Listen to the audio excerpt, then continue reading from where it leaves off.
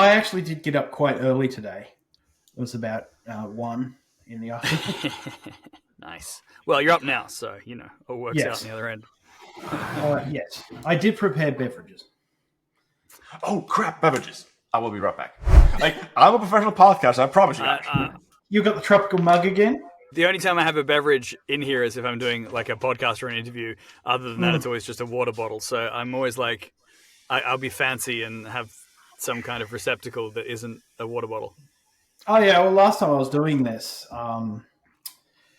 we started around 6 o'clock in the evening for me.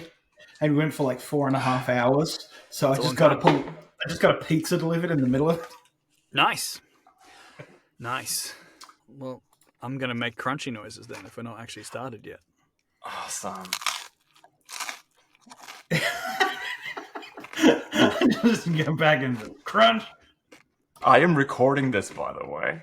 And you know how we're going to start this podcast. Yeah, with some Heath Miller ASMR. Absolutely. There you go, ladies and gentlemen. We can't hear your stomach. Hopefully you can see the cheese and crackers as I masticate. Furiously. Someone pointed out in the web comments, inexorably. Nice. Okay, so let me just pull these up a little bit more. This is the first time I'm ever doing anything structured. So if it doesn't seem like it's structured, that's by design. I'm doing it on purpose. All right. When's the section where we talk about how mean you were to me on this podcast? We can do that right at the beginning. I'm so sorry. It's my defense mechanism against authority. No, you hate full stops. Yes. Okay, so let's start with this, right? Try reading something where somebody has no paragraph breaks, no full stops, and then see how much you. Oh no! It is not that. It is not that. Okay. Oh yeah, no, it's some bollocks young person internet etiquette. No. You can't replace whole words with just one letter unless they were meant to be one letter in the first place. I'm old, I'm cranky, and I'm just going to die on this hill. So, let me just read this out. I'm like, morning, Travis, ! Link. Here are the questions, smiley face. Feel free to tag any that you want, / don't want to answer. Thanks. Come on, I'll take a look. Like, this is how it reads to me. What? It's efficient and effective. Your lack of doggo emojis is. See, this is actually something that annoys me, and I know other writers in my age group, at the very least, who also get annoyed by it. And that is people being imprecise in the way they communicate. Like, my mum is shocking for this. She will not say what she means, but she'll expect you to determine what she means from what she says. The problem is she's surrounded by people who are the exact same way she is. So they'll all have this sort of, weird, alternative communication system where things don't mean other things. It's almost symbology where you've got to, work with variables. And then I'll go visit mum and I'll react to the things she says as if that's what she meant, and then we get cranky at each other. Yeah, that's your first mistake. I don't think that's a unique experience to me. I think that's very common with people dealing with their parents, especially, when you don't see them that often. Like, I talk to my mum a lot, but we only see each other a few times a year now. There's a German meme about that. Yes, the Germans have memes. Where it's, hey, Dad and Mom, I want to come over tomorrow afternoon. How's it look like? Smiley face. And Mom is like, hi, heart emoji, heart emoji, heart emoji. Looking forward to it, winky emoji, heart emoji, starry emoji. And Dad's like, tomorrow, 2:00. I don't know. Maybe when the Emoji Movie came out, we should have just started rounding people up into camps. I don't know. As a German, I cannot condone this. That's fair. That's fair. You're right. I guess the German community frowns upon your shenanigans. Yeah, I guess I just have to be Team Meteor. Team what? Team Meteor. Team Meteor. A meteor or asteroid. I don't know the correct terminology on that, astrophysicist. But a very large rock hitting the Earth and wiping out humanity. Look at you, Sephiroth.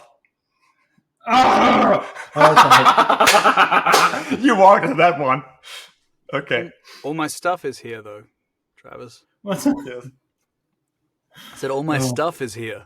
So I prefer we didn't have a meteor-based Armageddon. And indeed, people, animals.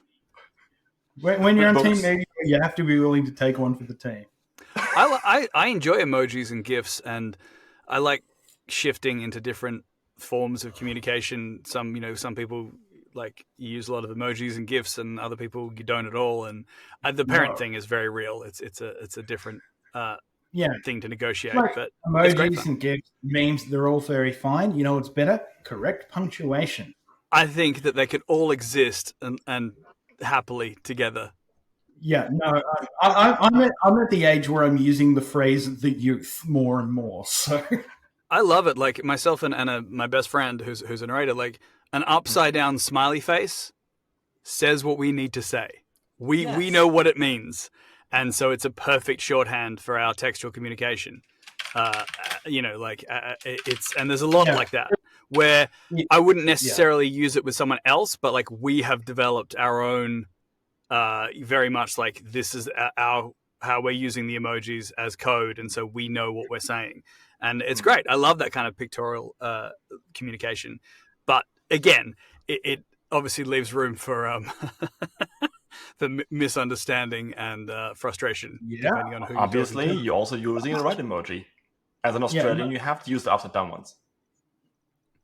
Oh, that is weak team, man. I can't remember. Do we have to laugh at the upside down jokes? I can't. Was that? No, we don't. No. We treat them with disdain. Yeah. No. Nothing with disdain. Because you have to frown. Because if you frown, then it's upside. That's how it works. I'm not gonna stop. You can't win. I mean, we can not talk, and then it's going to be a very slow podcast.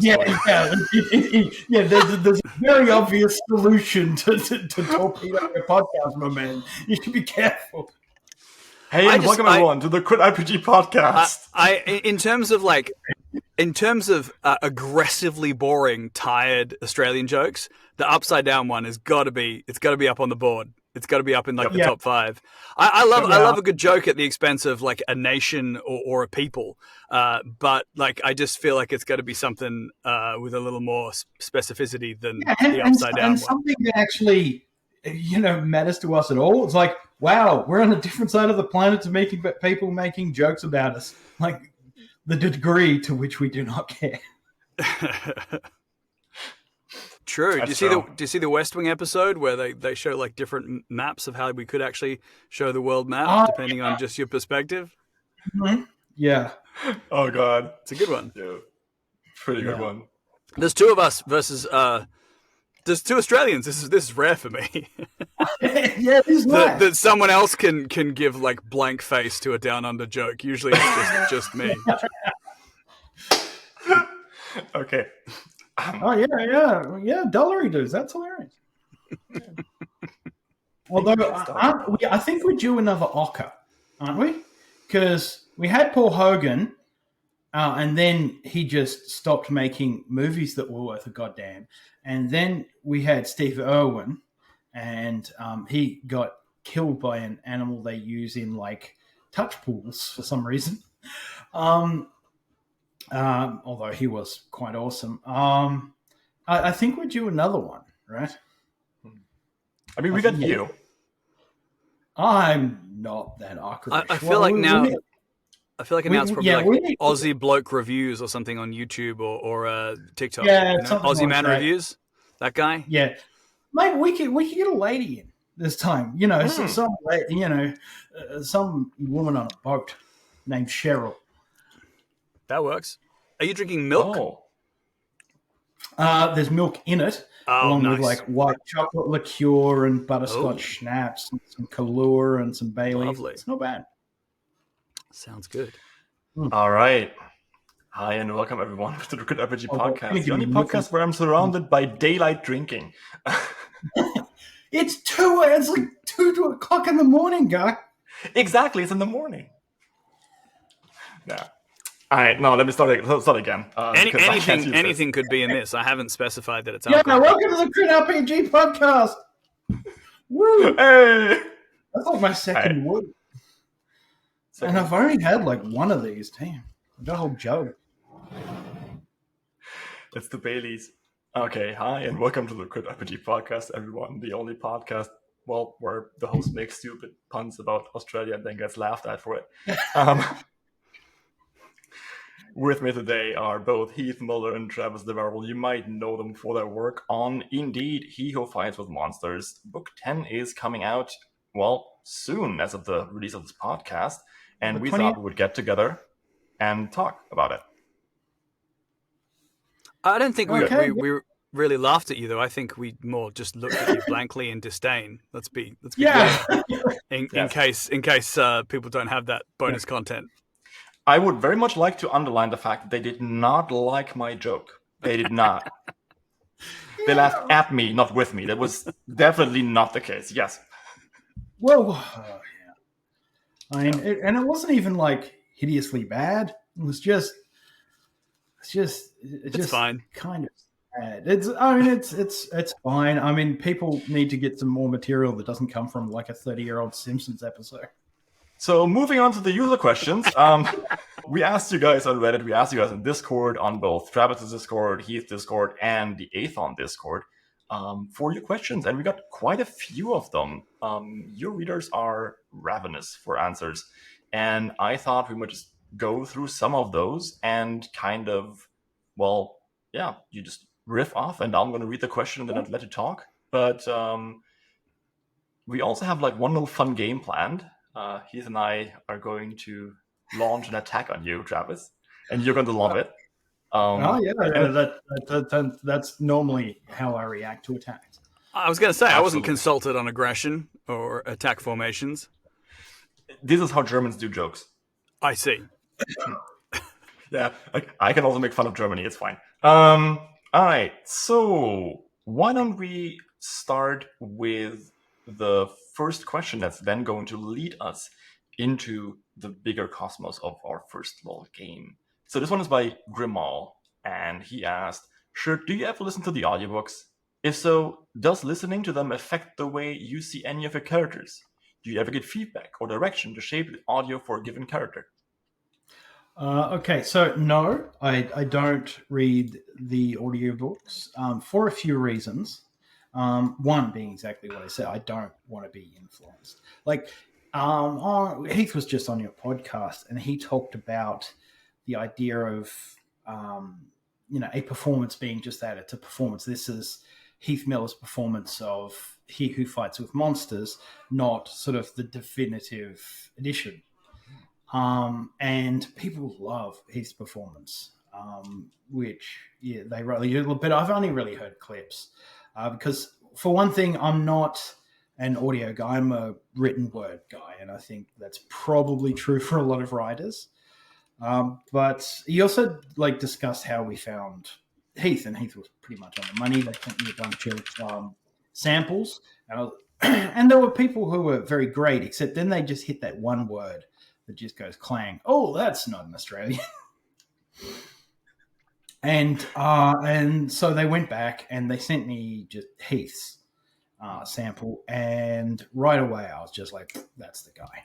Like, he was just perfect right out of the box. I didn't find out about his career on iconic Australian children's television until much later, at which point I didn't stop talking about it for like a year. But yeah, so I don't read the audiobook, listen to the audiobooks. partly it's because I'm just a written word guy. I want my own voice in my head. I think that's part of the experience of reading versus listening is, generating that world in your own head. And, I don't want to start running an adaptation in my own brain. Also, and the other thing is, if I started listening to the audiobooks, I suspect I would start giving Heath notes, and I don't want to do that because Heath is great. Like I've started sending him more and more notes, but it's always things like, these are the characters that are important. Like, for example, with Neil popped up as henchman number 2 in 1, and then a book or 2 later, all of a sudden he's a major character, and he's stuck with whatever random voice he picked for henchman number 2.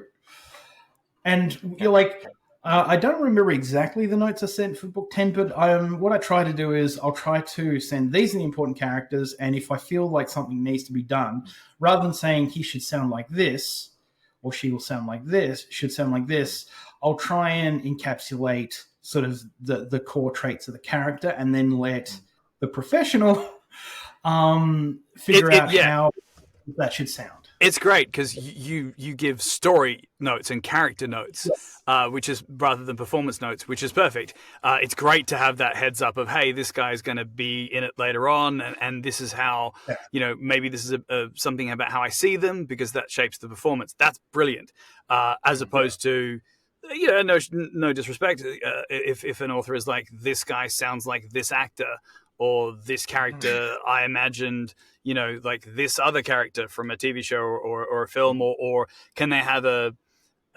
Essex accent, that kind of level of specificity. Like, that's a choice, but it's great to have story notes and character notes. I always appreciate those. Of course, you don't point out the ones where, like, there's other ones where I'll get the list you've started doing now, which is great, which says, like, these are the characters that are going to go on and be important. And then that doesn't mean that other characters won't go on and be important, because you haven't written it yet, so it's gonna unfold organically. I have a question. I got one more question. A character who's who I like and wasn't intended to be that important, then I'll start putting them in more, which is great. Heath, do you actually read up on the Patreon, on Travis' Patreon? Do I read ahead?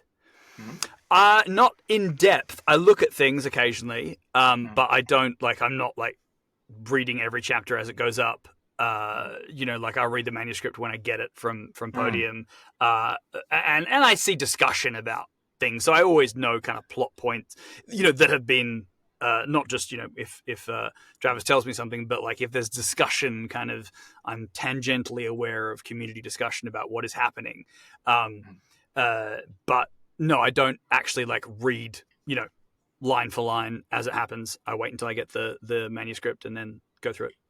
And then do you read it, the entire thing, and then do it again?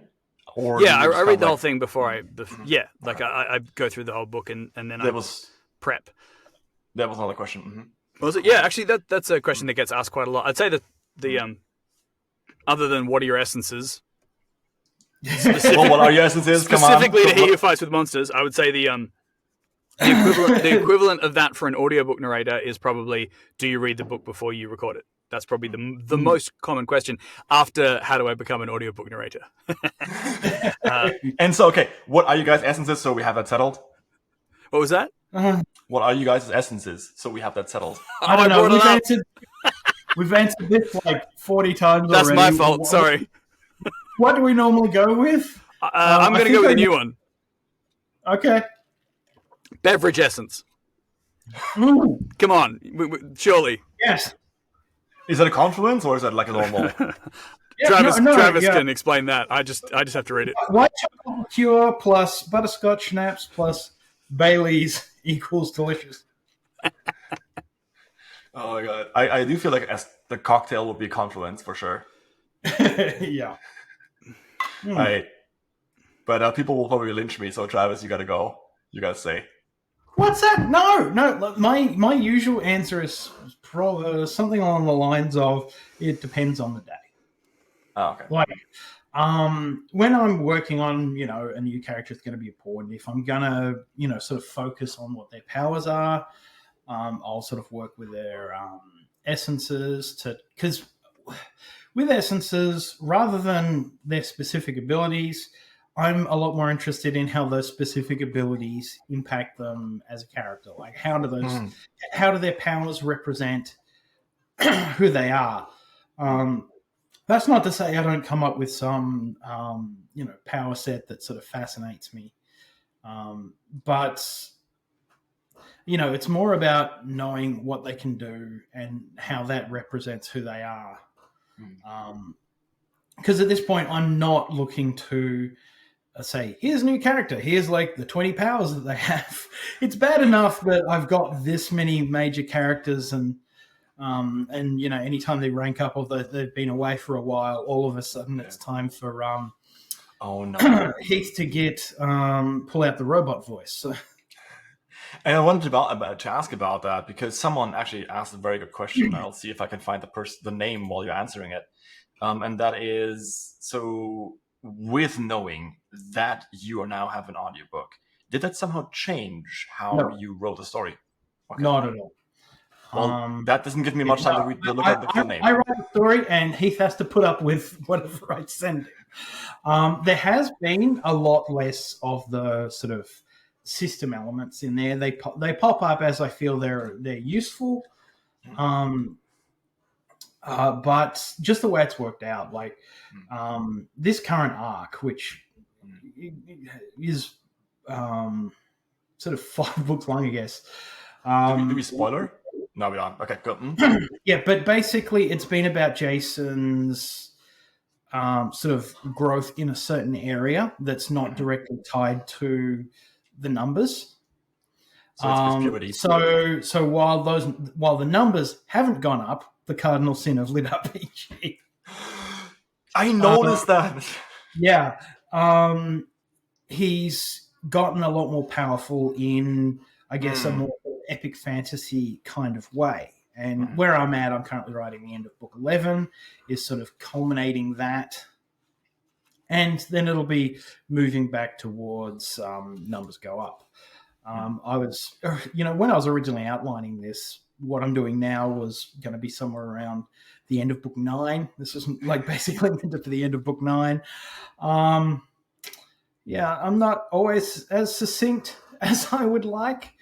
In no small part because I just love spending time with the characters, and a lot of that sort of extra expansion is just characters hanging out, maybe dropping in some exposition as smoothly as I can while they're chatting, but and because that's a part of it. If I go too long without the characters just, hanging out, having some banter, just a little bit of slice of life between adventures, readers start asking why not. And I think I have 2 questions. Okay. I got 2 questions. So the first one was actually, Heath, you wanted to say something. Oh, I was just going to say, for me, Travis, now it's a treat. I think because it has reduced in frequency so much that now when I'm doing my prep and I get to like a bit of the system, I like it's nice. I'm like, it's like an old friend. I can say like, it's kind of because. Obviously, as you say now, consciously, it is much less than it has been in some. Yeah, it depends. It comes and goes in different books. But yeah, so I see like the system text, and I'm like, it's like an old friend. I can say. Well, wait for everyone to rank up to gold because. Oh yeah, you mentioned that. The old friend showed up, and he won't go away. I didn't mention that, actually. You were like, oh, spoilers, but I wasn't talking about... It was just when we did the podcast and I said, like, gold something, and you were like, spoilers, and I went, yeah. I was just giving an example. I was like... because I wasn't, like, secret, like, knowledge from some book that hasn't been written yet. I was like, wow, you got to gold that fast? Wow. It must have been a time skip. But someone actually asked me about this specifically on the Discord, and I said, yeah, no, the book's going to end at like book 17, like right before Jason gets to gold rank. Nice. And most people are like, yeah, no, he's just trolling because, you know, he does that. Other people are like, what? That's terrible pacing. actually, now people ask me on Reddit, like one of the questions on Reddit was like, so I heard that the book ends with Jason at gold rank. Will you please give us a book, like a booklet, that then explains how his like? Okay, I'm not gonna ask you how the book's going to end in any way, shape, or form because I wouldn't want to be asked as a writer. But from your reaction, I think I can tell that it's not gonna be gold rank. So let me tell you a Dragon Con story. Okay, cool. So I went to Dragon Con for the first time this year, and I was expecting to hate it, actually, you know, all the people and whatnot. Had a fantastic time going back next year, but I only had really time for one panel. And I was sat next to Travis Baldry, who I, gave a little harsher time than maybe I should have. But I drove him to his hotel yesterday, day before. Here in Portland, Maine. I went to his reading and then drove him back to his hotel. He's a good guy. I never get the shirt because, you know, he was in the Lit RPG space before I was, so he gets the name Travis. But they had a Q&A section at the end. And some guy shows up with his adorable kid, and his kid asks this question, is Jason ever going to get to diamond rank? And I'm like, oh, come on, guy. Like, you got the most adorable child in the world. You're making him ask spoiler questions? Weaponizing children. Oh, my God. Oh, my God. Like, how do I answer spoiler questions on a panel that's being recorded? And, which was more or less my answer. It was like, wow, what the hell, guy? What did you say? That was right. Yeah, what did you say? Pretty much exactly what I just said there. Oh, okay, yeah. Don't get your child to ask me. It's not fair. No, that checks out. Yeah. And then a child looked at you like this, like... Because it was like, okay, how do I tell a child to sod off and remain any shred of likability? Yeah. Oh, that's a needle to thread. The funny thing Come on, you're nicer than this. The odd thing is that people don't want the answer to that question. It's so strange. There's so many questions that people ask they don't want the answer to. That's not like no one's actually wins from that. They didn't get. No, that was just me sort of vamping. It's like, oh no, definitely can't. I have one more question that's like also very, very uncomfortable. Actually, something that interested me from a writer perspective. About the size of an eggplant. And exactly. And also, because we're talking about emojis and eggplants, it makes complete sense. Oh, God. I opened the door. I opened the door. You invited me straight in, Mr. Deverell. The question is actually, it's even harsher. You have a lot of recaps in your books. And I have read people like, hey, why are there so many recaps even in the finished books? So can we talk about that? A lot of that was sort of influence from outside people. Like, I'll get an editor's note, but like at the start of the books, tend to get the most editing because I write them serially, especially at the start. Like now, I think of them more in terms of book structure because they've been released as books for so long. But certainly the earlier stuff was like planned and written as serial fiction. It was just me in my boxer shorts in my bedroom. No idea that anyone was going to pay any attention to this whatsoever, which is why the endings of the first few books are, a bit oddly placed. They're just sort of the best I could pick out from roughly the length I was looking for. Now the endings are a bit more planned. But, and some of that is, I'll be bringing up a topic that hasn't been talked about in 4 books. Like even one book, it's been, months at least since someone has come along and read or listened to that book. But I do agree that I reached the point of overdoing it. Because like I've got, people who read early drafts and stuff. Like I've got this friend who looks at all my chapters, and I shouldn't badmouth him on a podcast, but I'm 100% going to. Hi, Chris. And that guy sometimes has a goldfish brain. Like he will, and as soon as he doesn't remember something, he'll stop and ask, like mid-sentence. I've got notes from him where he has a question that is in the middle of a sentence that is answered in the back half of the sentence. Oh. But he's not the only one who's said, I don't remember this thing, a recap would be nice.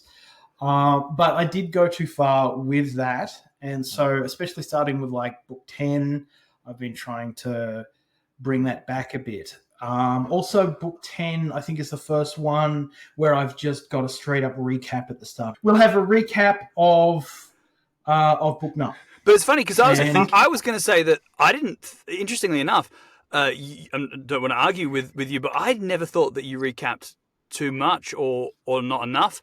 I've definitely read all the books. I promise. Like I've read them all.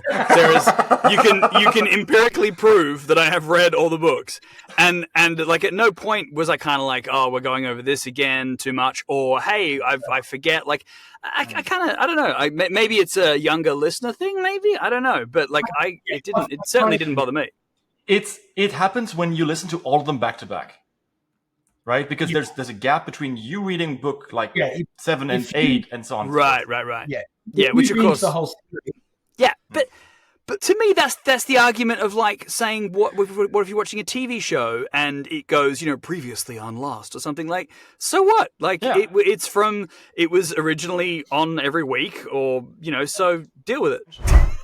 Travis, you mentioned that you didn't listen to the audiobooks, and that actually got me to an idea, and we are now going to enact this idea. And the idea is basically this. So, is this the attack you were talking about? Yes. Oh, I didn't. Right.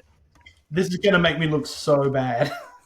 Travis, when I get interviewed, I have to tell people, and I never want to speak for you, so people say like, oh, does Travis talk about? And I say, I always say, like, I don't think he listens to the books. I don't know. Like, in the back of my mind, I'm like, I wouldn't if I was writing them. But I'm not going to usually say that, like, as in, like, if I was the author, I might listen to other audiobooks. But, like, I know a lot of authors, like, and a lot of them don't listen to their own books, even if they like audiobooks, for the reasons that you articulated.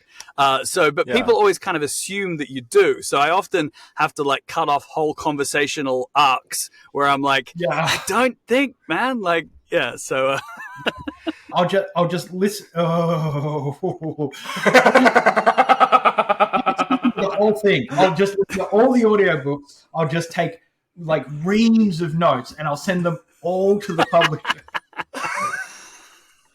Please don't do that. I like Vesper as a character. What was the process there? Did you just go back and listen to what you did? Exactly. Yeah, and that's what I always do.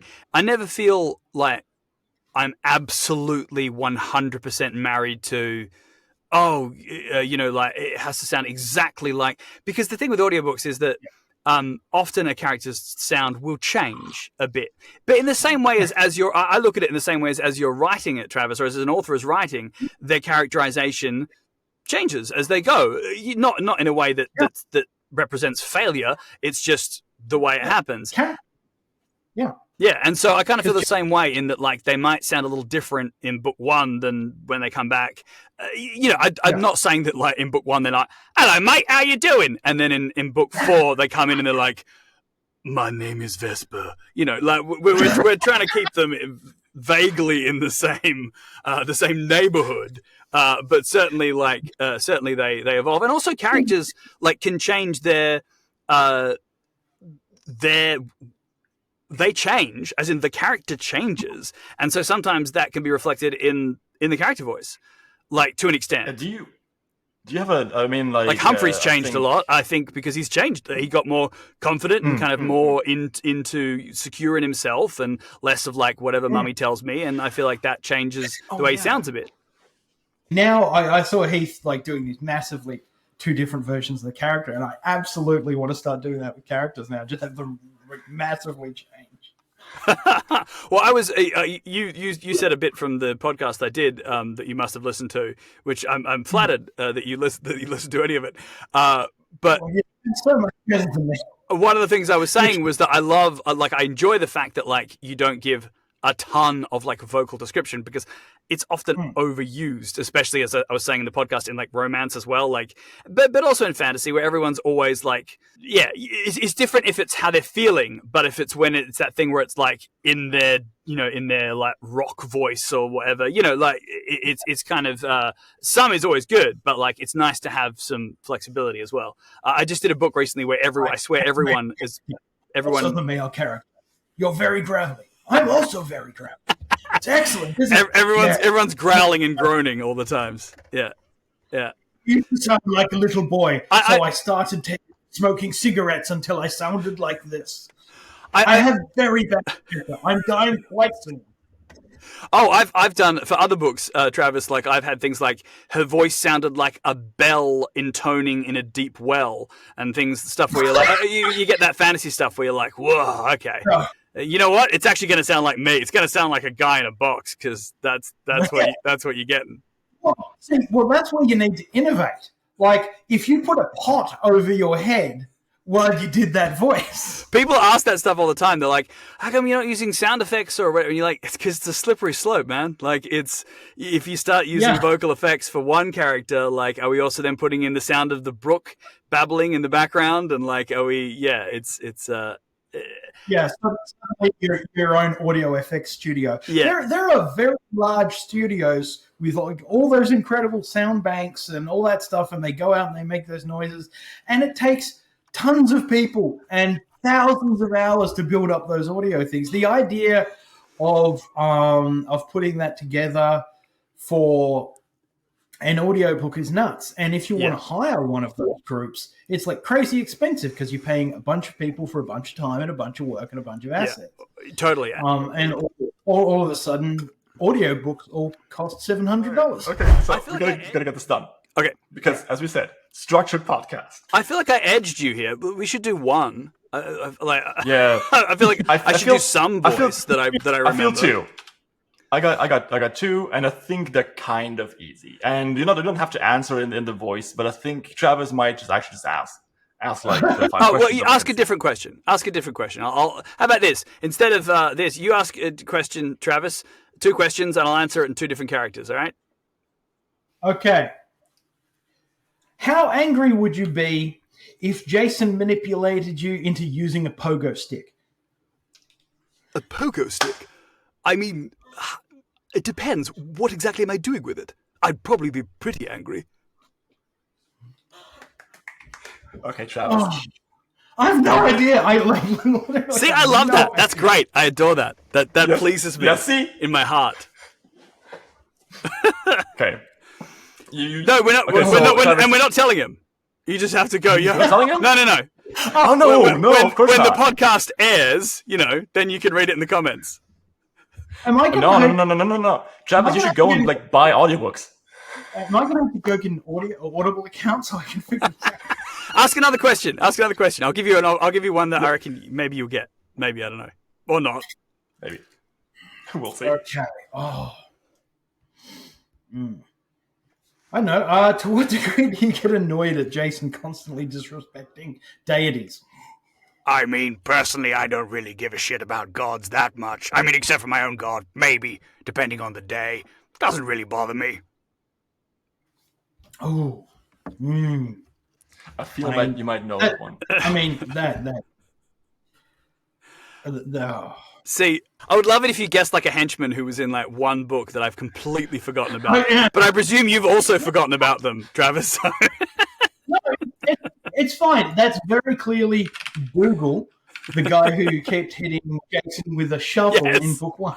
Oh, do I remember what Dougal sounded like? Oh my god, no. That's so long ago. Oh my god. No, I don't. Because I was looking through the list of questions, and one of them was, what's a character you wish you'd used more? And for me, that's Dougal.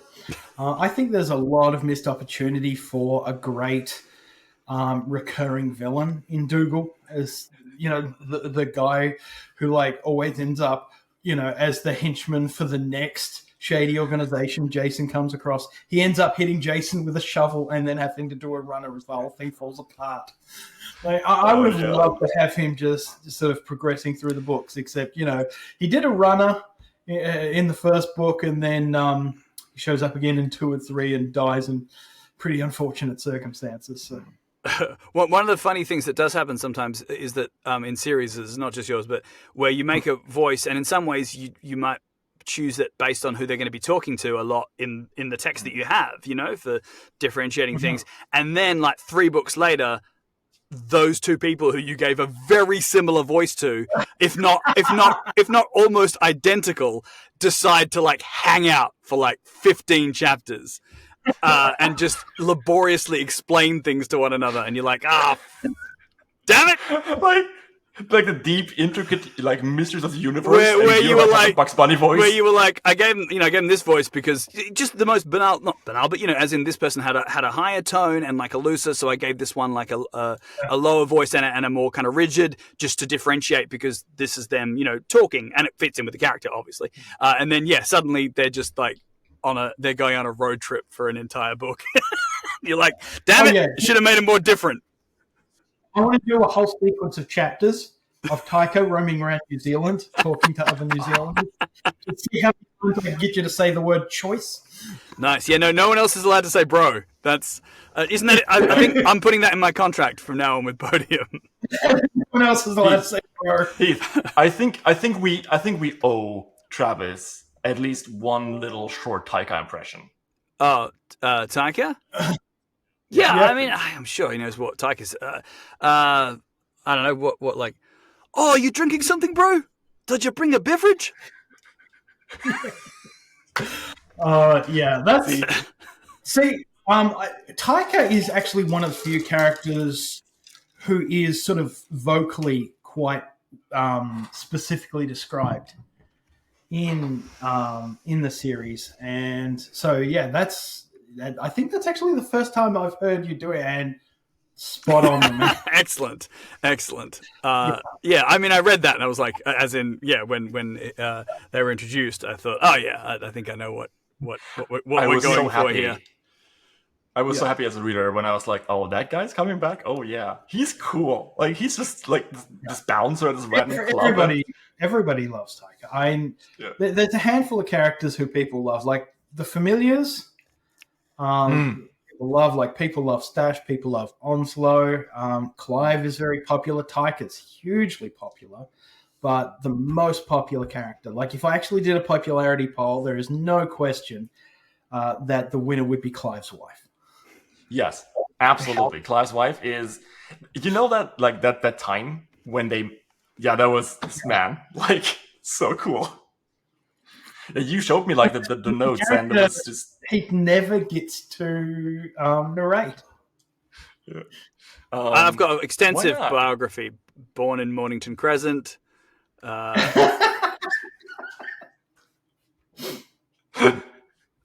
a serious deep cut in joke for some people out there. So bringing this like a little bit more on track. Heath, Tess Irondale actually asked the question. Did I do your thing, though? Did I satisfy your need for us to dance like monkeys for your amusement? That's a little hurtful. Like marionettes? That's a little hurtful. Oh, no, we made him sad. Look at his face. I phrased it antagonistically, but I meant it sincerely. Like... Sincerely, antagonistically? Great, thank you. That really helps. Excellent. Sorry to interrupt your question or Tess's question. Sorry, Tess. No, it's fine. What was Tess's question? Oh, I think we're at the end of the podcast. Oh, now. very good. Full stop. Excellent. All right, I'm out. Full stop, Travis. I'm out. No, okay. So Tess's question was, I should ask you, where you had to stretch yourself to the most as a narrator in the book. What was new, challenging, or technically difficult? I always give genuine answers, and I have to pause while I give the glib answer in my mind. Do you do this, Travis? Yeah. Like, it's all a fucking piece of piss. I don't have to stretch. Barely have to wake up. Like, that's what I say in my head, and then I have to come up with an actual reasonable answer. You're so far ahead of me. He just wakes up and knocks it out. It's like, nah, I'm phoning this shit in. Hell, book 6, I actually read out over the phone to the publisher. I was just not getting out of bed and get stuff. No, okay. Genuine answer to the question. I would say so. It's the longest series I've done because, like, I'm a newer narrator, so probably the number one I think of is just in terms of the number of characters, and also Travis, if that is your name. You have a lot of characters. Like I do other series that have like a far reduced, cast. Like, you bring new people in all the time. You bring returning people. Like, so I would say probably the genuine answer to that question is just the number of characters. Like, across, and of course, this is. I mean, I'm allowed to spoiler this, surely. 2 different worlds as well. So, like, we had, we kind of had a whole. The one I always think of, Travis, is the strike team, where you introduce this entire team, and I gave them all quite I will say quite specific and thought out voices, and then they never reappeared. Yeah, the guy with a minigun. It was so good. And there was a lot of them. I don't know how many, but I want to say there was like 11 people in that team. I think it was 9 because I actually did some research on how sort of military squads were put together because my assistant's brother was an army guy. So I actually talked for him for a while about how they structured this. And obviously there are adaptations because it wasn't an actual military. It was a magical paramilitary force. But that squad is structurally put together in quite a specific way. Well, I felt that.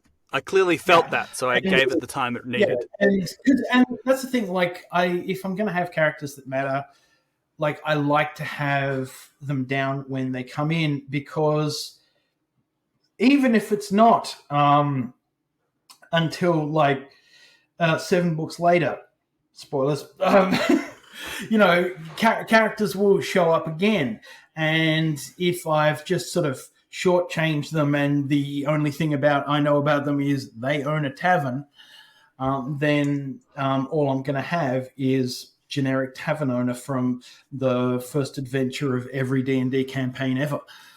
Yeah, it's memorable to me because I remember that scene very well.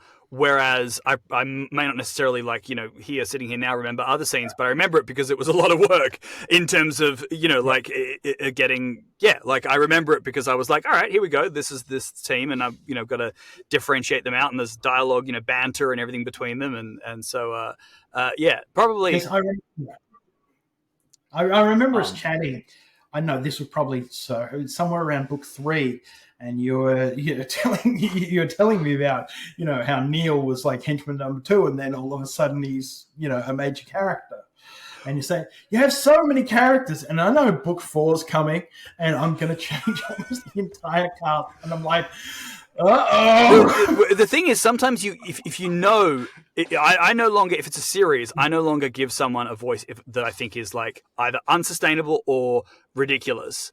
Because if it's a single book, I would do it. Like, if it's a single book and there's a character who has a couple of lines, I could give them a really, for want of a better word, unsustainable or wacky kind of, voice if I think it works for that character. But I don't do it for series now because you never know who's going to come back. So because the comic relief from book 2. All of a sudden, it's book 9, and they've gone through all this tragic, horrific events, and now they have to wait like this the whole time. That's right. I really wish I didn't give him this voice. Yeah, that's right. My family are dead. I watched them bleed out slowly from behind impenetrable glass. I just watched them beg for their lives. See, and then you end on that's great though. I enjoy that. I think was there a character called Fingy or Fingers in that squad or something like that? I feel like there was someone who I did give one of the more affected voices too, because I was like, I don't think they're going to come back. Now I tell you this, you'll be like, well, I'm writing him in as the main character in book 13, and that's fine. But it's always fun when you're like, is this character going to come back again later? Maybe. I have a question about returning characters and coming back.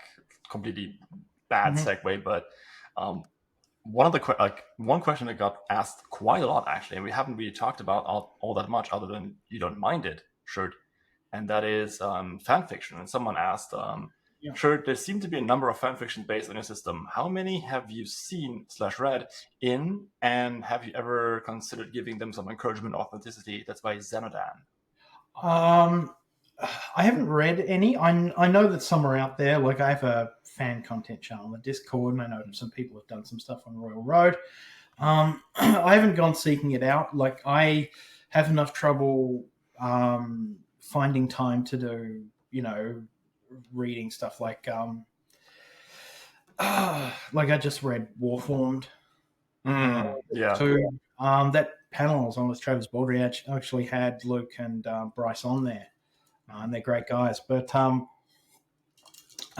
finding time for sort of, and that's the good thing about not having a lot of time. Like, because I do try to keep up with the other sort of big lit RPG guys, because it's worth being aware of the ecosystem in which I operate. But finding time for that is hard enough without going and reading fan fiction, and I think it'd be a very odd sort of experience, because some of it'd be, wow, that's interesting, that's not something I never thought of, and then some of it'd probably be, well, that's not something I ever thought of, and kind of worried that it's out there now. Like, I definitely wouldn't do that with a priest and a jar of mayonnaise, but sure. Speaking of which, by the way, because there's a follow-up question to this one. Sorry, I would just like, before we get off fan fiction, though, I would like to just say that I am very sort of pro fan fiction. Like, a lot of people contact me and they'll ask, do you mind if I do a fan fiction, or do you mind if I use something or other? And I try to be very encouraging of that, because I know the fan fiction community is very big for all kinds of, and it is fantastic to be in a point where people are doing fan fiction of my work. That's very flattering. I have no problem with that whatsoever. So why I don't give out like a lot of specific encouragement, I guess I will now. Go for it. And that brings me to the next question, because someone asked, and I'm very interested in the answer to this, how many Humphrey/Jason fanfiction have you been sent, and will we ever get the Humphrey's big engine supercut? Yeah, see, I always I was always more interested in like a Humphrey Jason Clive fan fiction called Jump and Jive. Oh, yeah, I think I know a narrator for that one. Yeah, I believe that particular one would require Heath to use one of his pseudonyms. There's this guy, Nathaniel Black. He might be good for it. I've heard his work. I think is tremendous. Yeah, I think so too. Yeah, yeah, he's a really good punctuation, Travis. You should really listen to him. Anyway, excuse me. Actually, going back to like a little bit more serious, and I know it's maybe a bit of a weird segue. So this actually interests me, and this is by Griffin, cute emoji face.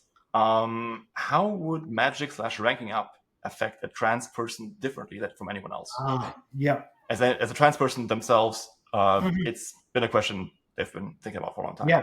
It is something I do intend to specifically address sort of next time I go back to Earth, because it's like I do have a trans character, but I don't think they're sort of highly reflective of trans people in the world, because they're like a diamond ranker who can sort of shift gender as they need. So they're less trans and more non-binary, just taking that to another degree using magic. Whereas the specific concept of how ranking up affects trans people, I think I might have touched on this on the Discord a couple of years ago when I was asked, but it's not something I want to be glib about, because for one thing, this is not my personal experience.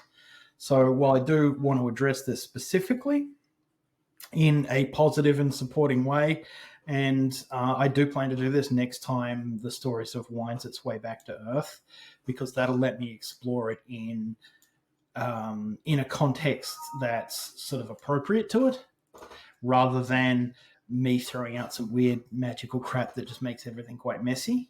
And it's not like I want to sort of hound this down. I just want to there are specific points about it I do want to address, and I intend to. So I won't really talk about it here, but I will say, it is something I have put consideration into, and it's not something I take lightly, and it is something I do intend to address. That's awesome. But it's not like I'm hunting down opportunities to do so either. Like when I do something that's, representative of whatever group, I'm not hunting for opportunities to be representative of groups that I don't belong to. I just like to put that in when the situation's appropriate. Like Rufus is a bisexual character, but that's not something that gets harped on at all. To the point where people have just straight up missed that he was bisexual, despite the fact that he had a fairly lengthy relationship with a man. They just, completely blanked on, his friend's leaving his bedroom in the morning. That's fine. Oh yeah, like the whole Boston marriage thing. Yeah. They're such good friends. Yeah. Everything is said pretty cool. Yeah. I do think it's also, adding my 2 cents here, really good way to avoid tokenization. Because that's something I don't want to do, and that's always a danger when you're depicting people who sort of aren't part of your tribe, as it were. Okay, so there's a question for both of you, actually, and it's been asked by Secluded with a Z. For both of you, what was the scene you wrote/acted that hit you the hardest? When I was at university studying creative writing, I worked with a writer, and one of the things she said was, if you can't make yourself cry, you're not going to make the readers cry. And I've got a little teary writing certain scenes, but I think probably my favorite is, I guess I'll contextualize this. So Jason has this arc where he goes back to Earth and he sort of reaches this sort of bottom as a character, and then he goes back to the magical world and he's angry and he's violent, and that's sort of his tipping point where he can go either way. Like the book's called He Who Fights with Monsters, from the Nietzsche quote, and that is kind of his absolute tipping point, whether he's going to not become a monster or slide into this horrible thing, and he's got people sort of pulling him back from the brink multiple times. But he has this point, and I think it's the very end of book 7, where basically he's been avoiding sort of testing his friends' sort of trust in him, because he's afraid that, if they don't demonstrate the trust that he really needs someone to have him in him at that moment, then that's going to be it. He's basically going to be done. But then it's like a total nothing burger. They're all super on board, and there's just that little moment where he hugs Neil, and I think that that's definitely my favorite ending to any of the books, and one of my favorite scenes. Yeah, that's a good one. For me, it's definitely again, without sort of spoiling things too much, when some people get a chance to say goodbye in a way that we can't do in the real world. That's definitely my favorite. That's definitely my favorite scene in the series. Yeah, I was so certain you were going to say Jason talk about trying to scam someone into buying an amphora slave shops. I went with the sincerity and the the emotion rather than the the yucks. Though I you know, it's look, it's a lot of books, so there's a lot of great scenes. But that's definitely the one that stands out for me. Yeah, that was important for me too at the moment. Yeah. But to bring back the glib, cooking recipes, you guys. People have been demanding them. So the combination question is, when are we going to get a He Who Fights Monsters cookbook, and is Heath going to narrate it? It's a cookbook is not an inconsequential endeavor. Real talk. Yeah. And I think people assume that I'm a lot better cook than I am. Yeah, like I would love to spend more time actually actively cooking.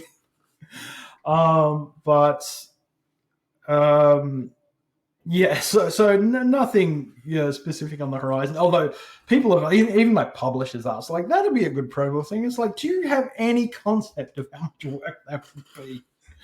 Like, it would be fun to like team up with someone who actually really knows what they're doing in the kitchen, and then make a bunch of sort of themed,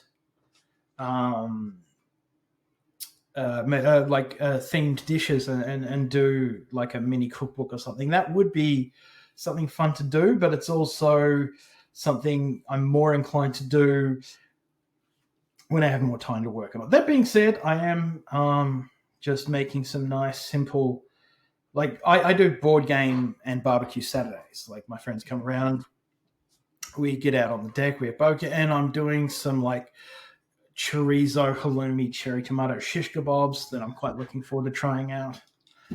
So, I like to try stuff, especially if it's like, simple and easy enough. But, I'm not hard at work in the kitchen. I'm hard at work here in my office, getting chapters out. That being said, the one burning question I have, did your new gaming table receive the oohs and ahs that it sounds like? Okay, so my new gaming table is lovely. Like it has a sunken floor that you can raise up and down with a crank. Ooh. But because it moves, like around the edge to stop stuff falling through, it's got like these little brush things. So it doesn't rub against the sides, but it also doesn't fall through. So something fell through immediately.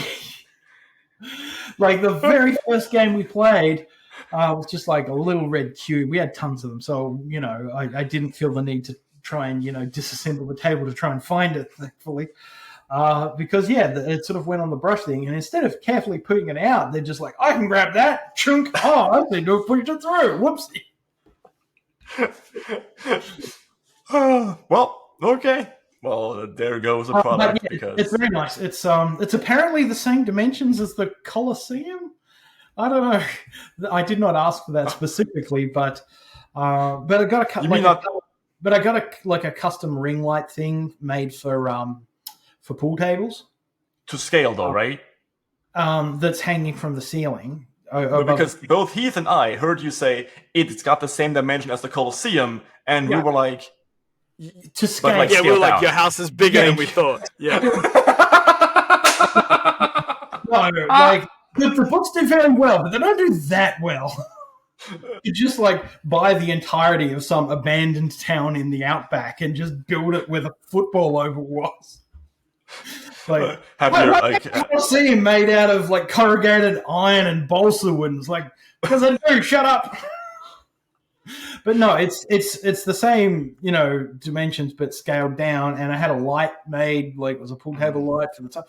It's sort of the one part of my house where I went ridiculously extravagant. If you were saying, because sounds great. When I was like buying a house, I'm like, I'm going to get an enormous loan and buy, get some sort of insane cocaine mansion.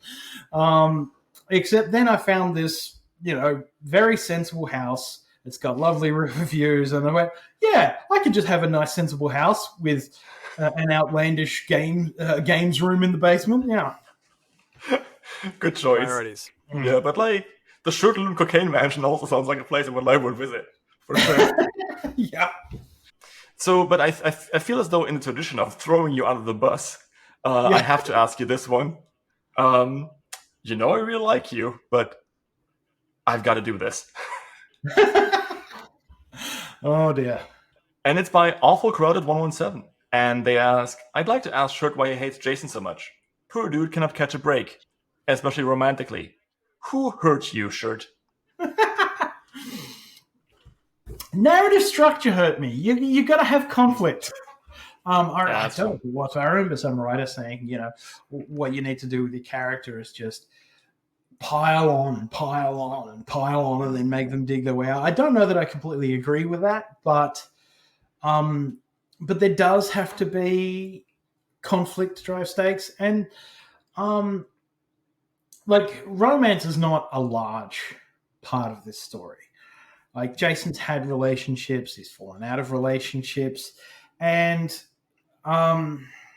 this is not a Jerry Bruckheimer movie. I don't think it makes sense for, all the romantic scenes to be happening while, they're ducked behind a wall and ethnic stereotypes are shooting at them.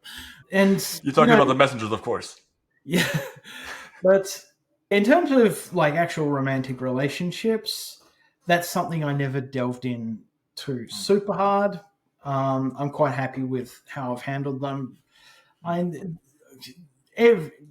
Ask any writer, they'll say any given part of their book generally could have been improved. But I was quite happy with, say, Cassandra Mercer's relationship with Jason. It's sort of his first one in the book, the way it starts, the way it ends. A lot of people said it just kind of came out of nowhere, where they meet, they have some social interactions, and then there's sort of snap. I sort of skipped the relationship properly starting and just sort of jump into them, waking up together one morning.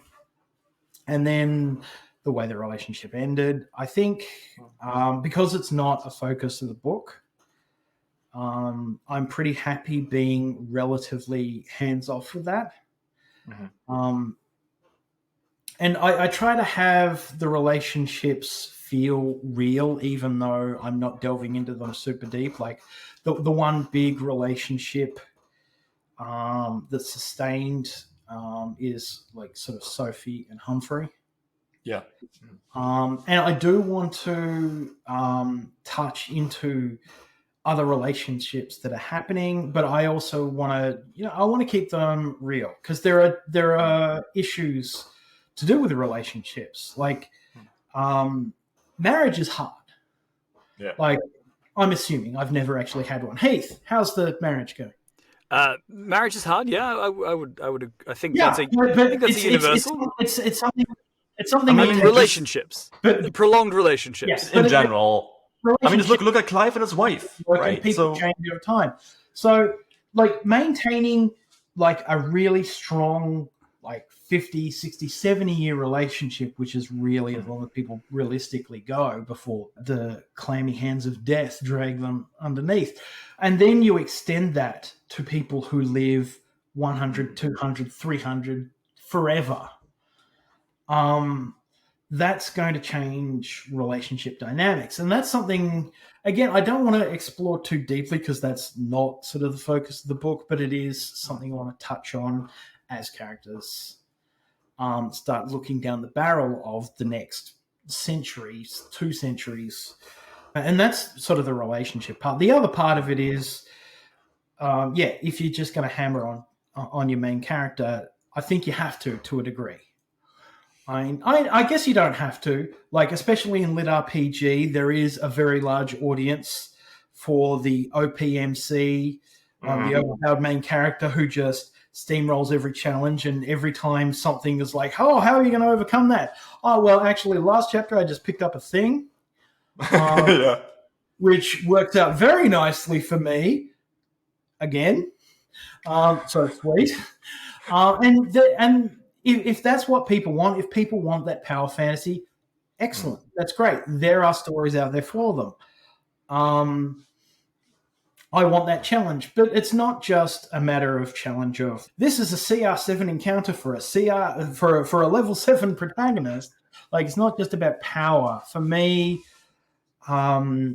it's the character growth and the emotional challenges are what really matters. Like with fights, I Wait. try not Sure. to belabor that too much. For me, a fight is more about the outcome, what it means to the character, what it means for the plot.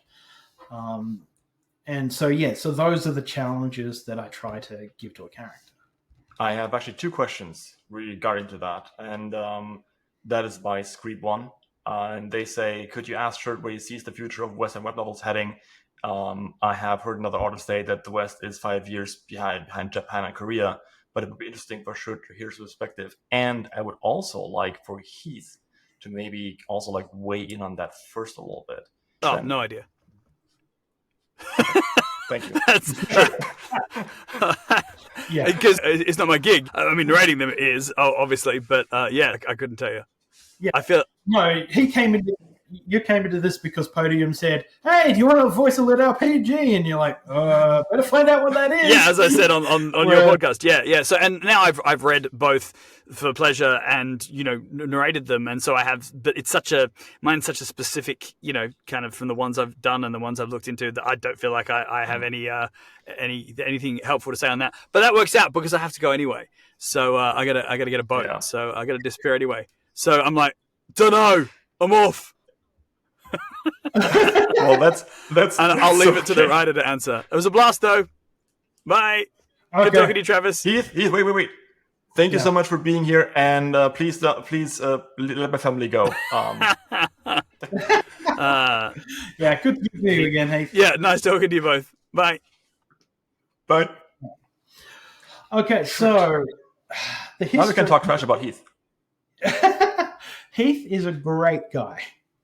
He's amazing. I really think he's leaving money on the table by building his entire career around the children's television show he was in the 1990s.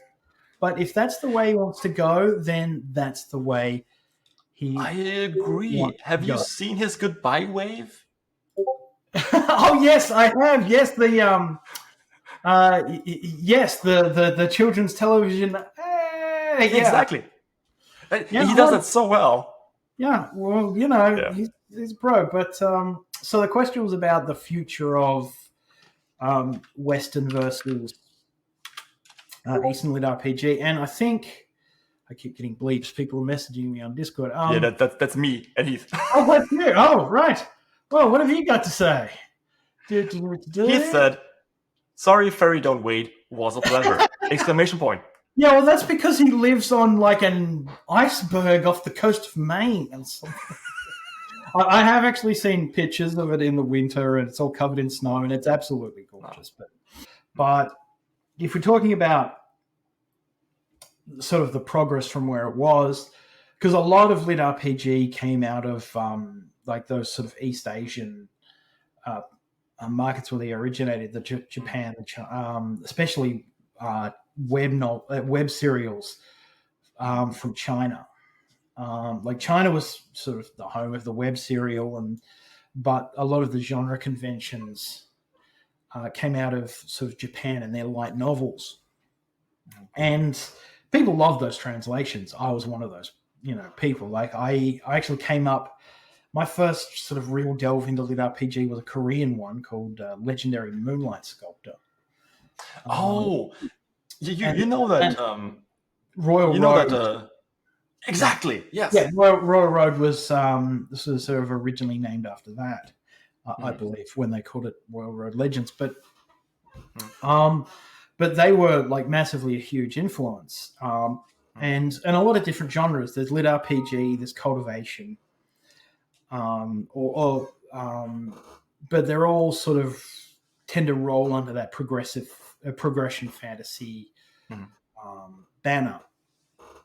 And I don't know that I agree with the idea of the Western audience, the market being sort of 5 years behind. Like there's a degree of that where, there are sort of innovations and new elements that are brought in, like Isekai, and they're being brought in those Asian markets and those Asian area authors and then filtering through to us, that's always been a factor. Like the whole genres have come from that. But I also think we're now well into the stage where it's not just a follow the leader situation. We're at a point where we're now getting the Western interpretations of these ideas, and they're going in different directions. So like a lot of my work was a specific response to a lot of what I read, like from Chinese web serials, that sort of stuff, because the ideas excited me, but I also wanted to take it in ways that maybe aren't exact, paths that haven't been trodden as much. So Zogar said on your podcast and many other places actually that he considers my story to be straight up cultivation. And there is a lot of validity to that. There is a lot of cultivation that bones, but I don't consider it cultivation because cultivation has a whole bunch of other specific tropes around Buddhism, Taoism, and sort of elements of the Wuxia and Zanzia stuff. Look at Beware of Chicken. Everyone loves Beware of Chicken because it's amazing. Here's the thing. I went back and reread 1 and 2, all right? And then I got stuck in a situation that happens to my readers every time I release a book, which is the chapters come down from Royal Road like a little bit before the new book comes out. So I wanted to catch up, except I got stuck in that window where they're not currently anywhere. And that happens to my readers all the time. I get messages like, and I'm like, oh, I'm sorry, I know it sucks. And now it's happened to me. And I can't help but think that's 100% fair. I deserve it. But but Beware of Chicken.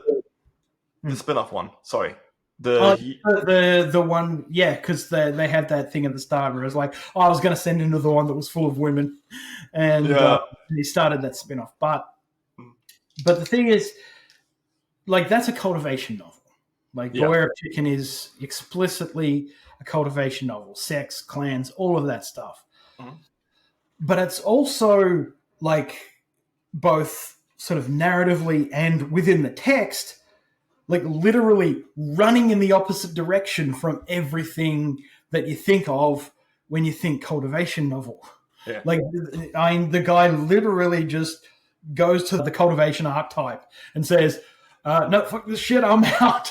And then he just, like, spends 3 months on foot making sure no one can follow him. Like, this whole arc about they need to go find the guy, and it's like, what the hell did he do? And, like, freeze everything. I love Beware of Chicken. It is, it may be the best thing on Royal Road. It's hilarious. I would very much, me and the super supportive crew would very much like to have a word with you, sir. That's actually one I haven't read yet. That's on my list. That's quite high on my list, in fact. I have been gang pressed into it. and you're on board, but that's the great thing about this. It's not gatekeeping. Like, every time someone new and amazing shows up, like, it elevates everything. Like, a new Royal Road story is just good for Royal Road. A new great lit RPG is great for all the lit RPG. Like, I get so many messages from people who said, your story got me into lit RPG, and now I'm in love with this amazing genre. And that is and that is fantastic. It's it's really the tide raising all ships. Yeah. But to get back to our original point, I'll just say that I don't think we're sort of trailing just behind what is coming out of Japan and China and Korea and wherever else these days. I think we are now set on our own course. And that is great because more diversity within these genres is excellent. And we should have our own cultural spin on it. Like, there are some Australian lit RPG authors writing some very Australian stuff, and there's Americans writing American stuff, and British people writing British stuff, just like there's Chinese, Korean, Japanese people writing things specific to their culture. And like the Russians were on to lit RPG long before us English speakers. I got a Russian friend, shout out to Anton. He recently talked to me about it, and I knew him from a work context. And I said, I do a little podcast. And he said, like, wow, cool. What is a lit RPG? He's like, oh, what, really? I read them all the time, all in Russian. I'm like, oh, wow, really? That's so interesting. Yeah, cool. It was huge in Russia before it hit English. But it's great that all these people are bringing their own culture and perspective and spin, because that just means there's more interesting things to read. It's like in mainstream fantasy, the self-publishing boom really helped to diversify fantasies, because for so long it was all very European, very sort of inspired by Tolkien, and there's nothing wrong with that. Like, there are so many fantastic books, but diversity is fantastic, like, because it just gives us new stories, new perspectives. Because, like, people talk about diversity as, like, filling quotas and all that stuff, but no, it gives us new, different voices telling new, different stories, and that you wouldn't get anywhere else. Can't get enough of it. Cannot get enough. I mean, like, just thinking about it. This is a very stupid example. Please don't stone me for this, but like Australia and New Zealand, I think it was Ben Carey who said that, like, you have a very, very interesting take on the whole lit RPG genre. And like, I don't think that just a while ago, Australian like lit RPG would have blown up anywhere near as much as it did. There are some great writers from here who, ironically, I've only ever met in Atlanta. As you do. Up there for DragonCon, like, there were people I'd talk to online and stuff. But it was really great to actually meet people in person. Yeah, KT Hannah is. KT Hannah. She does the Australian version of the System Apocalypse books, and she recently also re-released the Librarian series. She's quite prolific and foul-mouthed. She's proper Australian, despite the fact that she lives in Kansas now. Well, apparently remote rural areas are just... Yeah, well, okay, you've got nothing else to do, finally, so might as well sit down and write that book. I feel as though we have answered a lot of questions. Your Discord is popping off. So I think this is the end of the podcast for this point. That's good. All my ice is melted in my drink. Oh, that's terrible, man.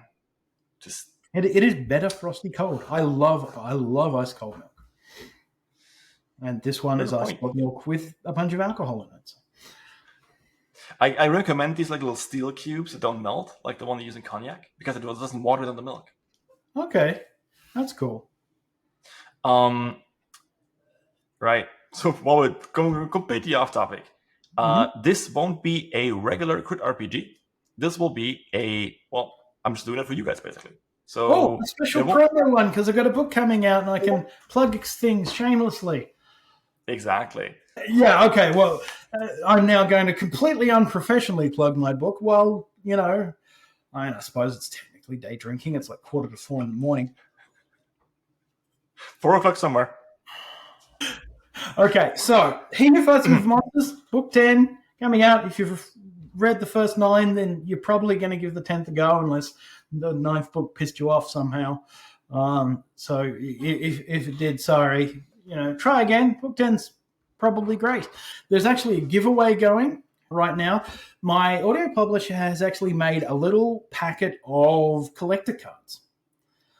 It's got art for like all the main characters on it, like, Jason and his team, plus, Gary, Farah, Rufus, Dawn. I'll get the little thing, and they get like, I did a whole bunch of little bits, like an excerpt from an Adventure Society report on Jason's card. I think there's 10 of them, and they come in a little foil pack. You can win them. It is US only, so I can't actually win them myself. But, yes, people seem to quite like the look of them, so I've been harassing my publisher about, getting them on the merch store or something. Cool. So we'll see how that goes. But right now, there's a competition for people in the US to get the collector cards. It's on Podium, my audio publisher's website. There's a link on my Patreon that's not locked behind a paywall or anything. You don't need a membership. You can just go find the thingo. I also put it down here. I'll give you a link so people can just click on it. So you can put it up with the thing if you're amenable to doing that. And God, I'm still so bad at plugging things. I'm absolutely shocking at this. Travis, yeah, you are a great writer, and your book deserves attention. Do it for the fans. Yeah. So that's pretty much me. I will write books and muddle through plugging them inexpertly. So yeah, book 10, give it a look if you've read the first 9. You can start with book 10, but really don't. Yeah, you're going to miss out on 9 very good books. Yeah, if you're looking for a decent amount of time for your Audible credit, then yeah, some of those books will give you a solid 30 hours of the lusciously voiced Heath Mill. That's how they get you. That's how they get you. That's how they got me. So yeah, again, do go out and He Who Fights the Monsters book 10 is going to be out either today or tomorrow, depending on where you live when you're listening to this podcast. What day is this podcast coming out? It is going to come out the day before the thing is so going to release. The 20. So the book comes out on the 28th. 28th. The 28th. So I guess it'll be coming out. The podcast will be going out on the 27th. Yes, exactly. Which should be a Monday. Books come out on Tuesdays, right? Yes. 10 books. I'm so well versed in how this industry works. It's only 10, man. Like at the 20th, I would be like, shirt. That's okay. We're gonna be doing this, and oh god, that's fucking. No, it's perfectly fine. Now it's time for my plug.